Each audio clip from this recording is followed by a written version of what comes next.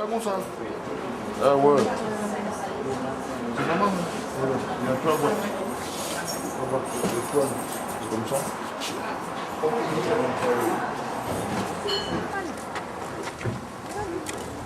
Non, non, je sais pas.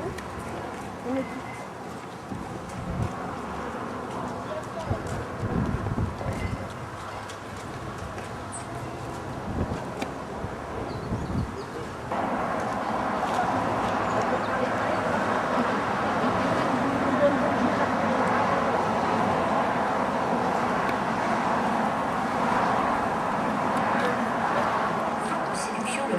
Est grand, car les visiteurs qui foulent cette terre de douceur tropicale n'ont qu'un seul désir, celui de revenir.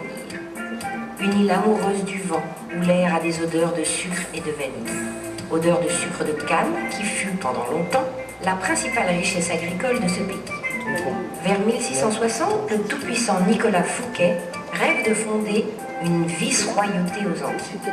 Il s'adjuge alors la plus grande concession jamais attribuée dans l'île, environ 2000 hectares, située entre le Diamant et Sainte-Luce, le terroir de la distillerie Trois-Rivières. Il y possédait une sucrerie avec en annexe une distillerie de tafia. Puis un ouvrier fit une curieuse découverte.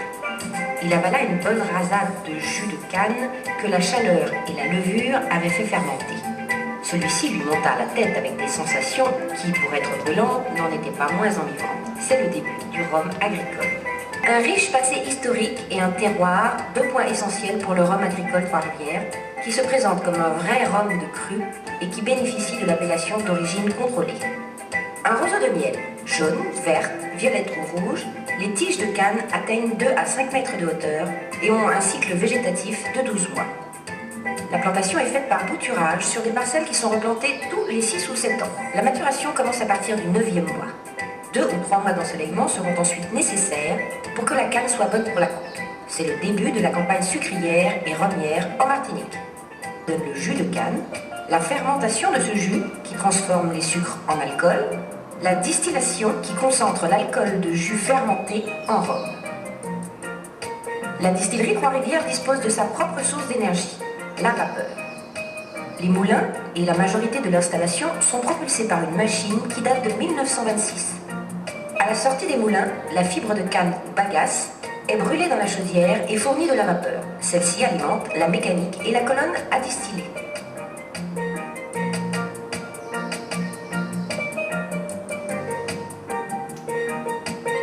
La canne qui arrive à la distillerie est d'abord pesée, puis déchargée sur la table d'alimentation. Les tiges sont coupées en tronçons, déchiquetées, puis broyées pour en extraire le jus sucré. Le principe de la colonne créole est de faire passer de la vapeur d'eau dans le vin de canne. La vapeur est introduite par le bas de la colonne et le jus coule à partir du haut. La partie haute des colonnes qui concentre l'alcool est entièrement en cuivre, car celui-ci participe à l'élaboration des parfums spécifiques au rhum. Pendant que la vapeur croise le jus alcoolisé, elle se charge progressivement en alcool et en arôme. Il faut ensuite refroidir ces vapeurs pour obtenir le rhum de plantation Trois-Rivières. 200 litres qui lui donne sa belle couleur boisée et son arôme si particulier. Dans les chais de la distillerie Trois-Rivières vieillissent plus de 7000 fûts de rhum millésime. Au cours du vieillissement, une partie de l'alcool s'évapore à travers le bois. C'est la part des anges, qui est de 8% par an. Le rhum baisse petit à petit en degrés, et son goût s'affine. Au bout de sa maturité, et après un minimum de 8 années de vieillissement, il est mis en bouteille. Ces rhums rivalisent avec les alcools vieux les plus prestigieux. La manière de le composer, de l'offrir, de le consommer, une longue tradition, exprimée comme par un rite. Punch au miel, punch au sirop de batterie, cabresse, punch au sucre, planteur, pina colada. Les qualités gustatives de nos rhums blancs vous offriront un festival de saveurs, un folklore, une poésie.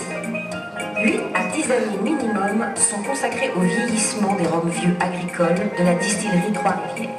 Quel que soit leur millésime et leur maturité, ce sont des rhums de cru au bouquet original, subtil, riche et harmonieux. Et après tout ça, on a 8 mois d'arrêt. Tous ces marchés locaux. Un mois de vacances, 7 mois d'entretien avec toutes ces machines. C'est dans les deux parties de la mer, le sel et le sucre à Tatou. Là, il y a les pieds. Après 24 heures, le contrôle produit. Vous avez vu, de la coupe des canons à la discipline, 2 jours et demi, on en sort devant nous là. C'est un vrai. Oui.